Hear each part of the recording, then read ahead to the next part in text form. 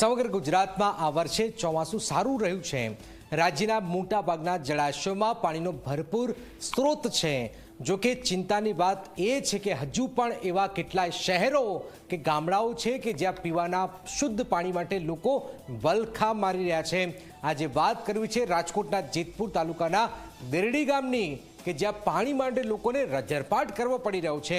આખું ગામ 2 કિલોમીટર દૂર આવેલા નર્મદાના એર વાલ્વથી છલકાતા પાણી પર નિર્ભર છે। કેમ આ પરિસ્થિતિ આવી છે, કેમ રજરપાટ કરવો પડી રહ્યો છે, આવું જોઈએ, જાણીએ, સમજીએ।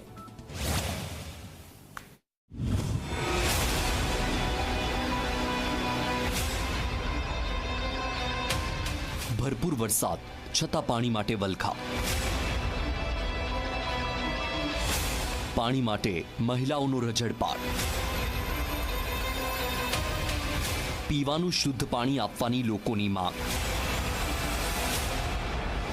સરકાર દ્વારા નલ સે જલ યોજના દ્વારા ઘરે ઘરે નળ તો પહોંચાડ્યા, પરંતુ એ નળમાં પાણી મળે છે કે નહીં તેના પર હજુ પણ સવાલ છે। જી હા, રાજકોટ જિલ્લાના જેતપુર તાલુકાના દેરડી ગામના આ દ્રશ્યો જુઓ। 3500 લોકોની વસ્તી ધરાવતું આ ગામ પાયાની જરૂરિયાત ગણાતી એવી પાણીની સુવિધા માટે આજે પણ ટળવળી રહ્યું છે। સૌરાષ્ટ્રમાં 150% જેટલો વરસાદ પડ્યો, પરંતુ દેરડીવાસીઓની સમસ્યા એ છે કે અહીંના લોકોને પીવાનું શુદ્ધ પાણી નથી મળતું। એટલે અમારે ગામમાં હે ને પાણી જોઈએ, મીઠું પાણી ને ઈ એકાત્ર અમને હવે આપે, કારણ કે અહીંયા પાણી આપણે અહીંયા ભાદર ડેમ પાસે જ છે। પાણી અહીંયા સુધી આવી ગયું છે, ખંભારિયા મોણપુર સુધી, તો અહીંથી ને એટલે ત્યાં શું વાર લાગે, એટલે પાણી અમને પહોંચાડી દે તો શું વાંધો છે। 4 દિવસે પાણી આવે છે અને પાણી પીવા માટે નથી સારું, રસોઈ બનાવવા માટે નથી સારું। પાણી બહુ જ ગંધારું પાણી છે। તમારે પાણી ભરવા માટે કઈ જગ્યાએ જવું? અમારે પાણી ભરવા માટે અહીંયા આવવું પડે છે 2 કિલોમીટર આઘું ને અમે પાણી ભરવા આવી છે, અને આ પાણી હાવ ગંધારું જ આવે છે। દેરડી ગામમાં અરનગર જૂથ યોજનામાં આવતા ભાદર ડેમના પાણી સાથે ગામમાં આવેલા કૂવાનું પાણી એકઠું કરીને 4 દિવસે વિતરણ કરવામાં આવે છે। ગામના અનેક ઘર સુધી તો આ પાણી પહોંચતું પણ નથી। સૌથી મોટી સમસ્યા તો ગામમાં આવેલા કૂવાના પાણીની છે। કૂવાનું પાણી ભાદર ડેમના પાણી સાથે ભેળવવાના કારણે ભાદરનું સારું મીઠું પાણી દૂષિત થઈ જાય છે, જેના કારણે અહીંના લોકોને પેટના દુખાવા, ચામડીમાં ખંજવાળ જેવા અન્ય પાણીજન્ય રોગ થાય છે। એનાથી પેટનો દુખાવો થઈ જાય છે, પથરીનો દુખાવો થાય છે, અને એ ગંદકીનું પાણી આવે છે। ત્યાં ખાડો ભર્યો ને એનું એ જિલ્લામાં ભરી ગયું છે, અને 4 દિવસે આવે છે। અમારી માંગ એ છે કે મીઠું પાણી આવે અને એકાત્રે પાણી આપે। કામે કાજે જતા હોય તો પાણી કઈ ભરવા આવું। દેરડી ગામની સ્થાનિક મહિલાઓને મીઠા પાણી માટે ગામની બહાર 2 કિલોમીટર દૂર આવેલા નર્મદા પાણીની લાઇનના એર વાલ્વ સુધી જવું પડે છે।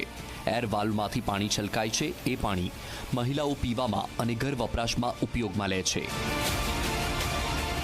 એર વાલ્વ ગામથી દૂર અને મુખ્ય રસ્તા પર હોવાના કારણે અકસ્માતનો પણ ભય રહે છે। અહીંયા જે જિલ્લાની અંદર એટલે કે કૂવો છે ગામનો, એ ગામના કૂવામાંથી પાણી આપવામાં આવે છે। 4 દિવસે પાણી આપે છે, અને એ પાણી પીવા લાયક હોતું નથી। અને અમરનગર જૂથ યોજના હસ્તક જે પાણી અહીંયા આપવામાં આવે છે, એ પાણીને આ અમારા ગામમાં એ પાણીને મિક્સ કરી જે જિલ્લાનું અને જૂથ યોજનાનું પાણી મિક્સ કરી અને પાણી આપવામાં આવે છે, જે પાણીથી રસોઈ પણ નથી થતી, જેવા કઠોળ એમાં પાકતા નથી, કોઈ વસ્તુ બનતી નથી। ગ્રામજનોને પડતી પાણીની સમસ્યા પર અધિકારીઓ અને સરપંચ પણ આડકતરા જવાબ આપી રહ્યા છે। અધિકારીઓનું રટણ છે કે પાણીની સમસ્યાને લઈને પુરવઠા બોર્ડની કચેરીને જાણ કરવામાં આવી છે, તો બીજી તરફ ટીડીઓનું કહેવું છે કે વરસાદના પૂરમાં જૂથ યોજનાની પાણીની લાઈન તણાઈ જવાના કારણે આ સમસ્યા ઉત્પન્ન થઈ છે। પાણી જે આપણે લાઈન હતી એ અવારનવાર તળાઈ જાય છે, જૂથ યોજનાની, અમરનગર જૂથ યોજનાની અવારનવાર રજૂઆત, પણ પાણી બહુ વરસાદ થતા લાઈન તણાઈ ગઈ છે, એટલે પાણી હોવાથી નખાણી નથી। અને પાણી જો એ અમને તાત્કાલિક ધોરણે ચાલુ કરી દે તો ગામને પાણી મળે જ છે, અને ગામને પાણી મળે છે પણ મોરું મળે છે, સમજી ગયા, બીજું કાંઈ પીવા લાયક છે નહીં, અને પાણીનો સહાય બનતો નથી। દેરડી ગામે જૂથ યોજના દ્વારા પાણી પૂરું પાડવામાં આવતું હતું, જે જૂથ યોજનાની પાઇપલાઇન વરસાદને કારણે તણાઈ જવા પામેલ છે, એના કારણે જૂથ યોજનાનું પાણી પહોંચી શકતું નથી। આથી ગામ લોકોને હાલ કૂવામાંથી પાણી પૂરું પાડવામાં આવે છે, પણ કૂવાનું પાણી યોગ્ય વપરાશ લાયક નથી, જેથી પાણી પુરવઠામાં જાણ કરેલી છે અને આ સમસ્યાનો હલ 2 થી 4 દિવસમાં આવી જાય એવો પ્રયત્ન કરેલ છે. અધિકારીઓ અને પ્રતિનિધિઓ તો કામગીરી કરવાના દાવા કરી રહ્યા છે, પરંતુ સૌથી મોટો સવાલ એ છે કે લોકોને શુદ્ધ પીવાનું પાણી ક્યારે મળશે. નરેશ ભાલિયા, ઝી મીડિયા, જેતપુર.